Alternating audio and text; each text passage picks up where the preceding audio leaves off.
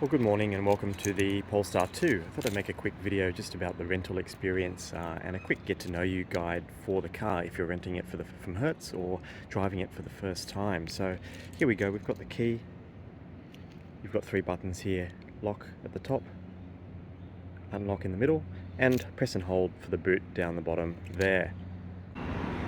Now, accessing the car for the first time is very easy. If you've got the key in your pocket, all you need to do, walk up, grab the inside of the door handle, and the car will actually open. And to lock the car, simply touch your finger on this rectangular pad here on any door. That's lock, and that's unlock. No need to press the key.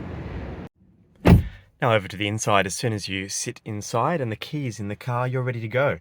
There's actually no start button, so you can see down here it says brake and shift to R/D to start. As long as your seatbelt is buckled in, you can simply jump in, engage the gear you want, and you're ready to go. On the gear selector, drive is 2 clicks all the way down, reverse is all the way up, and neutral is in the middle here. And you've got your park button just there. Now, in terms of the main controls, indicators and headlights are on the left. They should be set in auto, so you don't have to actually really worry about those. Windscreen wipers are on the right-hand side here.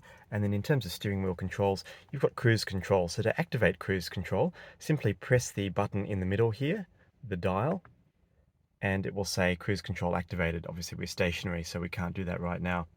Now, to increase the speed, simply press up, and that will store a set speed, and it will increase in 5 km/h increments. Press down and that will decrease the set speed in 5 km increments. Press and hold and it will go down 1 km/h at a time. These two buttons control the advanced driver assistance system. So if you go to the right, it will activate the steering mode. Like I said, we're stationary, so it won't work, but you can see if you press the right button here, it will light up in yellow with the active steering and adaptive cruise control mode, so you know they're on when they're yellow. And finally, these buttons here allow you to set the distance you wish to maintain to the car in front. So the Polestar 2 will keep that safe distance. To the right hand side, you have your media control buttons. So this button down here actually allows you to control the view. You've got the map view on the dashboard, or you can go to the more clean instrument view without the map just by toggling between those two. You've also got the Google button here, so press that one and it will give you the prompt for voice commands. Hey Google, what's the weather? Currently in Elwood, it's 9 degrees and mostly cloudy. Today, there'll be showers with a forecasted high of 14 and a low of 7. Other key points, there's a boot release button here. Press and hold that one for a couple of seconds to pop the boot.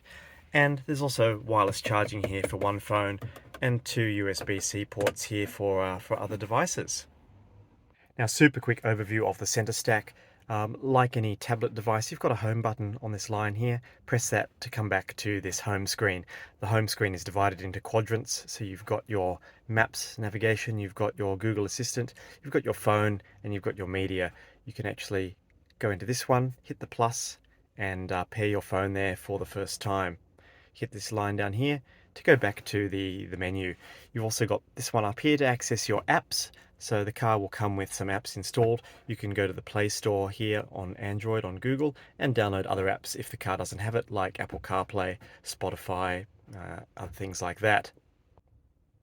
Now, navigation and charging is a big one I get asked about a lot. So if you're in Google Maps, the great thing about this car is it will either direct you to charging stations on the way, or you can simply go in here, hit the charging icon, it will show you the nearest charging stations, or even on the main menu, these are icons too: parking, cafes, restaurants, and charging. So very quickly you can go, I need to find a charging station. This will bring up a list. It will also show you which ones are currently in use. So you can see there's a Charge Fox, 1 of 1 is available, medium speed, and that's 9 minutes away. There's a very fast charger from EV, and that's 28 minutes away, and both of those are free. Now, speaking of EV, just fix the exposure there. Speaking of EV, the Polestar 2 from Hertz comes with an EV fast charging card. So These are quite expensive to charge on because the charging is so fast, but that's included with the rentals.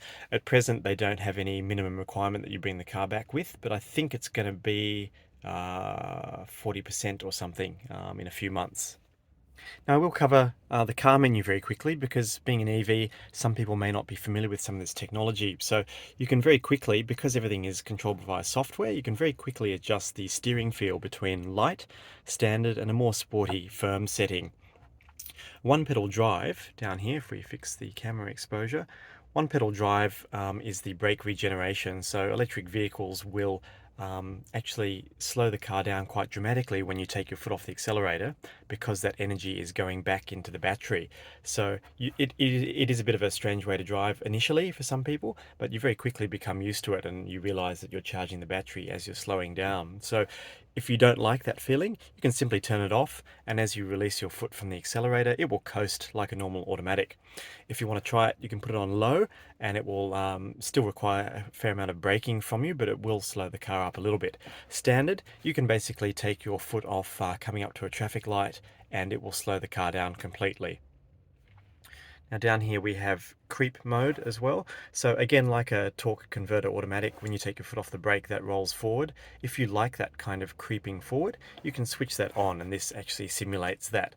Most EVs don't do that by default though, so you can leave that one off.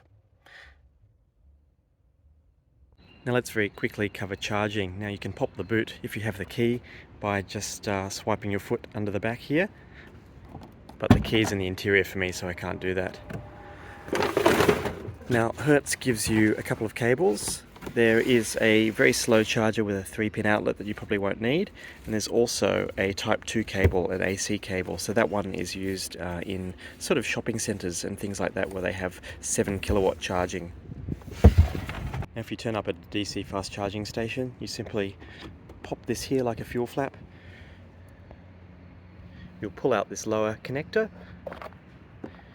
You'll grab the plug that matches this one. It's called CCS. It's usually on the right hand side of EV chargers, and you simply plug in and then follow the on-screen instructions on the charger and tap the card that Hertz gave you. It's very easy. Once you have a green light flashing here, you'll know it's charging, and you'll also see on the cockpit display. When you're done charging, simply press this button to unlock the cable and replace it. Pop this back in and you're done. Well, thanks for joining me for this video. For those who might be renting the Polestar 2 from Hertz for the first time, I hope it gave you a little bit of an overview of the car. There's more content on our channel about the Polestar 2, but any comments or questions, please feel free to pop them in the description below.